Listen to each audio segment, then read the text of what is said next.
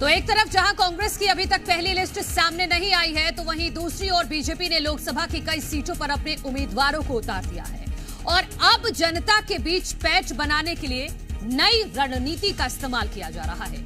इसी कड़ी में बीजेपी खजुराहो से चुनावी अभियान का आगाज कर रही है।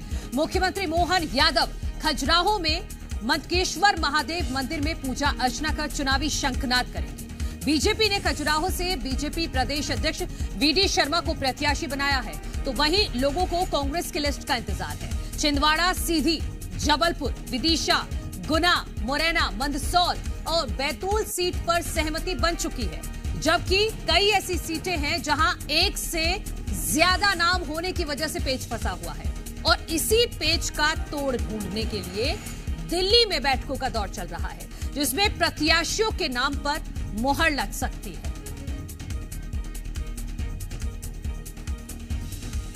तो भारतीय जनता पार्टी खजुराहो से अपना शंखनाद करने जा रही है। खजुराहो की अगर विधानसभा सीटों की बात करें तो 8 विधानसभा क्षेत्र यहां पर आते हैं और 8 पर भारतीय जनता पार्टी का कब्जा है। वीडी शर्मा यहां से भारतीय जनता पार्टी के उम्मीदवार हैं, लेकिन INDIA गठबंधन के तहत कांग्रेस ने यह सीट समाजवादी पार्टी को दी है। खजुराहो लोकसभा सीट समाजवादी पार्टी के हिस्से में है। समाजवादी पार्टी को वहां से अपना उम्मीदवार बनाना है, कांग्रेस उसे सपोर्ट करेगी। तो ऐसे में सवाल ये उठता है, जब एक तरफ भारतीय जनता पार्टी ने खजुराहो सीट पर अपना चुनावी प्रचार भी शुरू कर दिया है, लेकिन अभी तक कांग्रेस की तरफ से और समाजवादी पार्टी की तरफ से उम्मीदवार की घोषणा तक नहीं की गई है। मेहमान हमारे साथ जुड़ गए हैं, उनका परिचय आपसे करा देते हैं। योगेश गुप्ता जी हमारे साथ हैं, बीजेपी नेता। फिरोज सिद्दीकी कांग्रेस नेता हमारे साथ हैं। सत्यप्रकाश शर्मा जी हैं हमारे साथ, वरिष्ठ पत्रकार। आप सभी का बहुत बहुत स्वागत है। फिरोज सिद्दीकी जी, मैं आपसे शुरुआत करती हूं। बीजेपी ने खजुराहो में चुनाव प्रचार भी शुरू कर दिया है, लेकिन आपने तो अभी तक उम्मीदवार का नाम भी नहीं बताया है। समाजवादी पार्टी के खेमे में कोई हलचल है उम्मीदवार को लेकर या नहीं है? हेलो जी, आपने मेरे से सवाल किया है क्या? जी फिरोज जी। जी बिल्कुल सही कहा आपने। हमने जो चुनाव प्रचार अभियान की शुरुआत तो आज से 1.5 महीने पहले कर दी थी, 22 जनवरी को कर दी थी। हम विपक्ष की पार्टी है कांग्रेस। कांग्रेस जो है राहुल गांधी जी के नेतृत्व में हर राज्य में जो है हमारी भारत जोड़ो न्याय यात्रा निकल रही है। अभी हाल ही में कल परसों में ही मध्य प्रदेश से वो यात्रा जो है उसका समापन हुआ है और वो अब राजस्थान से गुजरात की ओर अग्रसर है। तो कांग्रेस अपना काम कर रही है। अब भारतीय जनता पार्टी ने चुनाव प्रचार अभियान की शुरुआत कर दी है, अच्छी बात है, करिए। आपने कैंडिडेट भी डिसाइड कर दिए, जिसमें से 195 सीटें पूरे देश में डिसाइड तय की हैं, जिसमें से जो है 1 दर्जन लोग तो छोड़ के भाग रहे हैं कि कोई कह रहा मैं राजनीति से संन्यास ले रहा हूं, कोई कह रहा मैं नहीं लड़ना चाहता हूं। मेरा सीधा सवाल ये था, क्योंकि ज्यादा दिन बचे नहीं है आप लोगों के पास, ठीक है, दिन उतने ही हैं, लेकिन स्पीड देखिए आप। यहां पर वीडी शर्मा उम्मीदवार होंगे, ये तय हो गया। अब चुनाव प्रचार को आगे कैसे बढ़ाना है, उसके लिए भी पहला कदम आज रख देंगे। मुख्यमंत्री मोहन यादव वहां पर पहुंचेंगे। आपकी अगर इसका कंपैरिजन किया जाए तो आप बताइए ना कि आपकी तैयारी खजुराहो सीट पर कहां तक पहुंची? अरे देखिए, अब ये जरूरी थोड़ी है कि आज ही हमारा चुनाव, कल है ना आचार संहिता लग गई, लेकिन जो सत्ता पक्ष की पार्टी है, क्या जाके बोलेंगे मोहन यादव जी वहां कि मैंने मोदी की गारंटियां पूरी नहीं की। मैंने संकल्प पत्र में वायदा किया था कि 2700 रुपए किसानों को गेहूं का दूंगा, 3100 रुपए जो है धान का देंगे, लाडली बहनाओं को 3000 रुपए दूंगा, मैंने ये वायदा किया था। बताइए कौन सी चीज पूरी हुई है उनकी 3 महीने की जो सरकार है उसकी एक आध उपलब्धि हम सुन लें कि ये उपलब्धि पूरी हो गई है। योगेश गुप्ता जी बेहतर बता पाएंगे ना, ये योगेश गुप्ता जी बेहतर बता पाएंगे। खजुराहो जब मुख्यमंत्री जाएंगे तो क्या बोलेंगे। लेकिन योगेश जी, अभी से प्रचार अभियान शुरू कर दिया गया है, वो भी खजुराहो से, तो क्या इस बार चुनौती बड़ी है कि समाजवादी पार्टी और कांग्रेस साथ में है?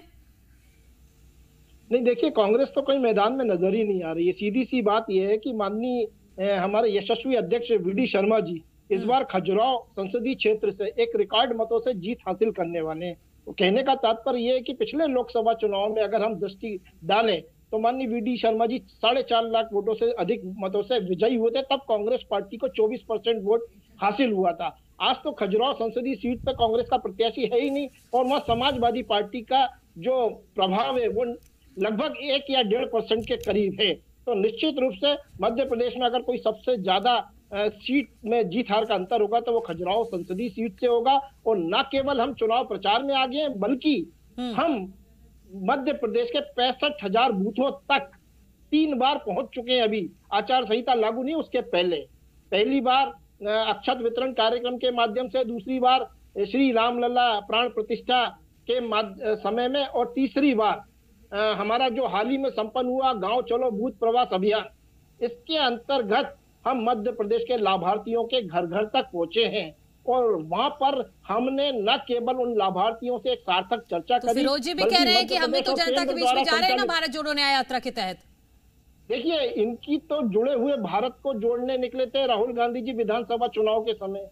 क्या है शुरू हुआ, जहां जहां से ये यात्रा निकली वहां से कांग्रेस धाराशायी हो गई। एक्चुअली कांग्रेस पार्टी का संगठन इस समय बिल्कुल बिखरा हुआ है, और जो थोड़े बहुत लोग हैं भी नेतृत्व करता, वो राहुल गांधी जी के आगे पीछे घूम रहे हैं। समय है चुनावी समर का, संगठनात्मक कसावट की जगह राहुल जी के पीछे पूरी ब्रिगेड घूम रही है, और चुनाव में किसी की भी भागीदारी अभी ना तो सुनिश्चित हो पाई है। तो सही है ना, आप ही के लिए तो राह आसान हो रही है ना योगेश जी, राह तो आपके लिए आसान हो रही है। फिर देखिए, हम जो कहते हैं उसको करके दिखाते हैं। हमने 1,29,000 बहनों के खातों में 1576 करोड़ रुपए अभी हाल ही में 1 मार्च को डाले हैं। शिवरात्रि का पावन पर्व है आज, महाशिवरात्रि की हार्दिक शुभकामनाएं आपके दर्शकों को। आपको भी बहुत बहुत शुभकामनाएं। ठीक है, महिला दिवस की भी आपको भी शुभकामनाएं, और फिरोज जी आपको भी, सत्यप्रकाश जी आपको भी। ठीक है, मैं लौटूंगी आपके पास, मैं लौटूंगी, मैं माफी के साथ आपको रोक रही हूँ। सत्यप्रकाश जी, मैं चाहूंगी कि ये पूरा समीकरण जो बन रहा है, कांग्रेस ने समाजवादी पार्टी को क्यों खजुराहो सीट दी, क्या बीजेपी को वॉकओवर दे दिया है, ये मैं चाहती हूँ सारी रणनीति आप हमारे दर्शकों को समझाइएगा।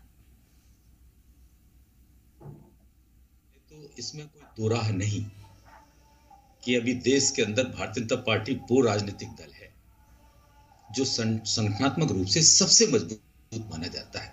हाँ। उसका अर्ली अनाउंसमेंट ऑफ कैंडिडेट्स ये स्पष्ट करता है कि वो वाकई संगठनात्मक रूप से कितना मजबूत है। देखिए, मैं कुछ एक आंकड़े प्रस्तुत करना चाहता हूं। कर्नाटका में कांग्रेस ने लगभग 2.5 महीने पहले कैंडिडेट अनाउंस किए। हाँ। 2018 में मध्य प्रदेश में कांग्रेस ने भारतीय जनता पार्टी से पहले कैंडिडेट अनाउंस किए। दोनों जगह कांग्रेस को जीत मिली। रिसेंटली जो चुनाव कंक्लूड हुए असेंबली के मध्य प्रदेश में, उसमें देखा भारतीय जनता पार्टी ने कांग्रेस से बहुत समय पहले कैंडिडेट अनाउंस किए। भारतीय जनता पार्टी जबरदस्त मध्य प्रदेश में जीती। ये कहीं ना कहीं ये दिखाता है कि भारतीय जनता पार्टी की कितनी मजबूत तैयारी है कि मध्य प्रदेश की 29 सीट्स में से वो 28 पर नाम डिक्लेयर कर चुकी है। अब आपने कहा खजुराहो, देखिए नाम डिक्लेयर होने से पहले बीडी शर्मा के ये जो शेयरिंग हुई है, सीट शेयरिंग में समाजवादी पार्टी के साथ इंडिया ब्लॉक के खजुराहो सीट चली गई थी। उस समय ये स्पेकुलेशंस भी लगाए जा रहे थे कि बीडी शर्मा भोपाल या मुरैना से या बिरसा से भी चुनाव लड़ सकते हैं। तो ये तो नहीं कहा जा सकता कि केवल बीडी शर्मा के कारण ये है, इसके पीछे एक बड़ा कारण है। हाँ। क्योंकि ये जो खजुराहो सीट की काफी इलाका यूपी से एडजॉइनिंग है, यानी कि उसकी बाउंड्री पर आती है ये सीट, और वहां पर उसका प्रभाव भी माना जाता है। दूसरा, समाजवादी पार्टी का बेस वोट यादव माना जाता है। हाँ। और इस इलाके में यादव भी बहुतायत में पाए जाते हैं। ऐसे में कांग्रेस का समाजवादी पार्टी के कहने पर यह सीट छोड़ना इसके पीछे बड़ा कारण हो सकता है। हालांकि वहां कांग्रेस भी स्ट्रांग है, अगर वाकई ज्वाइंटली लड़ती है तो लड़ाई देखने को मिल सकती है। हालांकि हाँ, लेकिन देखिए ना, मध्य प्रदेश में 71 सीटों पर विधानसभा चुनाव में लड़ी समाजवादी पार्टी। विधानसभा में कितना परसेंटेज, 0.46% वोट मिला है समाजवादी पार्टी को। देखिए, इस बार उसका वोट डिक्लाइन हुआ है, लेकिन हाँ। पिछली बार उसकी सीट्स उस इलाके में सीट भी थी, घटा है पिछली बार से। 2018 में समाजवादी पार्टी की उस इलाके छतरपुर से एक सीट भी थी, छतरपुर जिले की। तो इसलिए कहीं ना कहीं भारतीय वो पार्टी ऐसा सोच रही होगी कि वहां उसका होल्ड है। लेकिन एक कद्दावर नेता इस समय बीडी शर्मा भारतीय जनता पार्टी का कि प्रदेश की राजनीति में एक बड़े नेता बन चुके हैं, और उनके सामने कौन कैंडिडेट आएगा इस पर नहीं, एक और सवाल मैं सत्यप्रकाश जी आपसे लूंगी, मैं फिरोज जी के पास जाऊंगी। सत्यप्रकाश जी, तो क्या भारतीय जनता पार्टी ने, जैसे आपने कहा कि वहां यादव वोटर्स बहुत आए थे, समाजवादी पार्टी के इस स्टेप का, जो इंडिया गठबंधन ने स्टेप लिया है कि ये समाजवादी पार्टी के खाते में इसलिए ही गई है क्योंकि वहां पर जातिगत समीकरण फिट बैठ रहे हैं समाजवादी पार्टी के हिसाब से, लेकिन इसकी काट भी भारतीय जनता पार्टी ने ढूंढ ली है। मुख्यमंत्री जा तो रहे हैं खजुराहो। नहीं, आपने मुख्यमंत्री मध्य प्रदेश क्या, देश में भारतीय जनता पार्टी का डॉक्टर मोहन यादव एक बड़ा चेहरा बनकर उभरे हैं। आपने देखा होगा कि 2 राज्य जहां पर सब्सटेंशियल पॉपुलेशन यादव कम्युनिटी की है, चाहे वो उत्तर प्रदेश हो या बिहार, वो लगातार वहां विजिट्स कर रहे हैं। कहीं ना कहीं भारतीय जनता पार्टी उनके चेहरे से इस कम्युनिटी यानी लालू यादव और अखिलेश यादव, इनका जो रीढ़ है उसको तोड़ने का प्रयास इनके मार्फत करेगी। क्योंकि अब ये तो स्टेट पॉलिटिक्स में यहाँ के मुख्यमंत्री हैं, तो नेचुरली जो यादव वोट है वो हो सकता है कि यादव बड़ा चेहरा होने से वो भारतीय जनता पार्टी की तरफ खिसके। क्योंकि आपने देखा कि 2023 का जो इलेक्शन हुआ उसमें कांग्रेस का वोट शेयर कम नहीं था, 40% वोट शेयर था। तो भारतीय जनता पार्टी हल्के में कोई चीज नहीं लेती है, वो स्ट्रेटेजिकली हर चीज को सोचती है और एक एक पॉइंट पर विचार कर कर कैंडिडेट डिक्लेयर करती है और इलेक्शन कैंपेन भी उसी स्टाइल में करती है। देखिए, आप आज देखिए, अगर मोहन यादव जी वहां पर मतंगेश्वर से अपने चुनाव अभियान की शुरुआत करते तो इसका तात्पर्य यह है कि कहीं ना कहीं भारतीय जनता पार्टी कांग्रेस की अपेक्षा अत्यधिक आगे इस चुनाव की दृष्टि से चल रही। फिरोज जी को लाना पड़ेगा। फिरोज जी, आपने सुना सत्यप्रकाश जी कह रहे हैं कि आप ही की स्ट्रैटेजी थी, आपने कर्नाटक में पहले उम्मीदवार डिक्लेयर किए, आप जीत गए, आपकी स्ट्रैटेजी थी 2018 में पहले उम्मीदवार लाए, तो इस बार देरी क्यों? भारतीय जनता पार्टी बहुत आगे लीड ले रही है आपसे। देखिए, 2-4 दिन में हमारी भी लिस्ट आ जाएगी। और धीरे हमारा, क्योंकि इंडिया गठबंधन के साथ है, इंडिया गठबंधन के साथ है, तो हम कई सारे राज्यों की एक साथ डिक्लेयर करेंगे सीटें।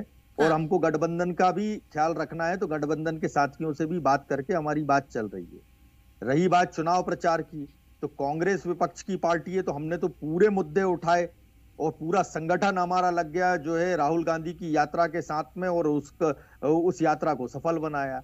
अब मैं सत्यप्रकाश जी से और योगेश गुप्ता से, दोनों से सवाल करूंगा कि मोहन यादव की तो बात ठीक है, 3 महीने आए, वीडी शर्मा तो 5 साल से हैं, क्या खजुराहो सीट पर वो कोई 5 उपलब्धियां गिना सकते हैं? एक आध बड़ी इंडस्ट्री लगवाई हो, नहीं पता।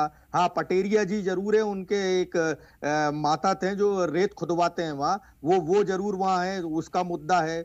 या कोई बड़ा उन्होंने इंस्टीट्यूट डलवा दिया हो, या छतरपुर का मेडिकल कॉलेज कंप्लीट करा दिया हो, क्या कराया है उन्होंने? योगेश जी किस आधार पर वोट मांगेंगे? वो सीधा सवाल यही पूछ रहे हैं। अब हमें वोट दे देगी जनता उनको। योगेश जी देखिए, बड़ा ही हास्यास्पद बयान दिया है फिरोज जी ने कि हमारी सूची शीघ्र आई, अंतर कलह से जूझ रही है कांग्रेस। मध्य प्रदेश विधानसभा चुनाव के समय जो हमने मध्य प्रदेश विधानसभा चुनाव के समय जो हमने आपके वीडी शर्मा की 5 उपलब्धियां बताइए हमको।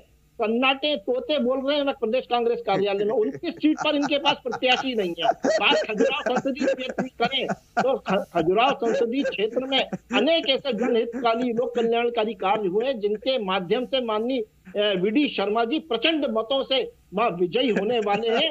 और हमारी जो जनहित कल्याणकारी योजना है, जी की हंसी नहीं रुक रही है, फिरोज जी की हंसी नहीं रुक रही है, मुझे जानना पड़ेगा इतनी मुस्कुराहट क्यों, इतनी हंसी क्यों आ रही है आपको?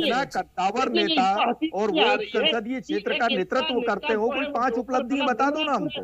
रेत खुदवाने के लिए तो उनका नाम आया है कि केन बेतवा की रेत बहुत खुदवाई है उनके एक साथी है पटेरिया जी, उन्होंने कटनी की माइंस उन्होंने खुदवाई है। एसीसी सीमेंट कैमूर की वो उठा के अडानी को दे दी इन्होंने। ठीक है योगेश जी और फिरोज जी, मैं माफी के साथ आपको दोनों को ही रोकना पड़ेगा, आप माफी के साथ, क्योंकि मेरे पास इतना ही वक्त था।